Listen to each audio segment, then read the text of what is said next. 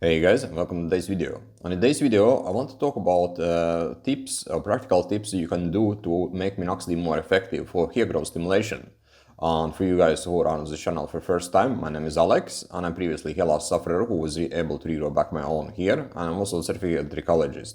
So in this video, I want to talk about things you can do regarding Minoxidil applications that can help you to basically make it more effective regarding hair regrowth results.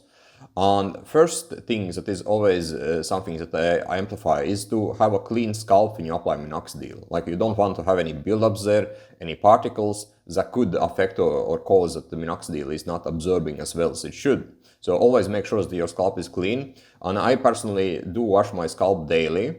Like, I do wash it daily with a light everyday shampoo, right?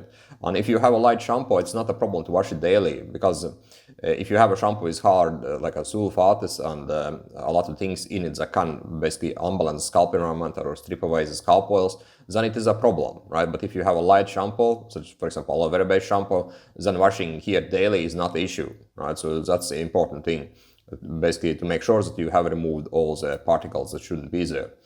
Other thing with minoxidil is that it is always best and also important to apply it on scalps that is dry, right? So make sure that your scalp is dry before you apply minoxidil, because again, when there is some wetness from the water after shower, it can affect the minoxidil absorption, right? And again, that could lead to the minoxidil won't be as effective and you won't be able to see results from it. So make sure that you dry your scalp before you apply minoxidil.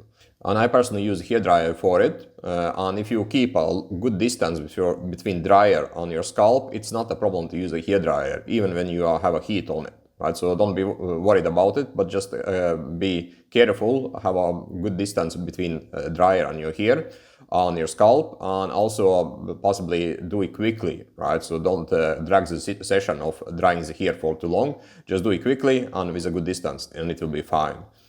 Other thing with minoxidil is that it is, when you apply it, you can either massage it in or you just kind of tap it down, right? So basically what I do is that I massage it in on my temples and hairline, but I just tap it down on my scalp in other areas. And one huge mistake I often see guys do is to over apply minoxidil in thinking that it will give better results if one applies a lot of it. And that's not the case. So you don't need to over apply it, just apply enough so you cover the areas that you want to grow back.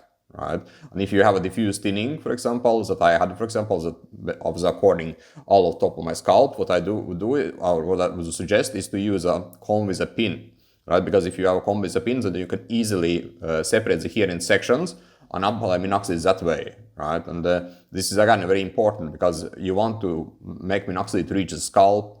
Because if minoxidil doesn't reach the scalp, then basically it won't have effect on regrowing hair, right? So this is often mistake that one does with a foam version of minoxidil, is that one can apply it on the hair. Yes, it looks good as styling product, but it won't have effect on growing hair. So always make sure that minoxidil does reach the scalp, because it's very important to actually get to the scalp to see results regarding hair regrowth.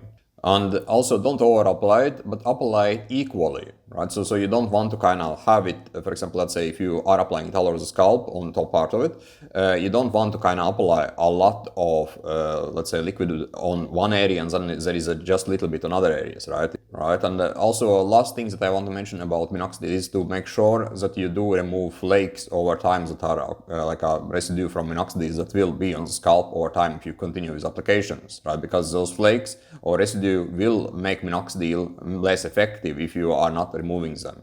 So that's something that you can remove either by having a more strong shampoo with the sulfates in it, let's say once a week, for example, or do brushing once a week if your shedding is under control, right? So those are kind of things you can do to remove the flakes. And for you guys who need help with the hair loss, or you are looking for better strategies and tactics to solve this problem, you can basically use a link below this video to schedule a call and see what you could do regarding your hair situation to improve it and see results as soon as possible. Thanks for watching this video, guys, and see you next time. Cheers.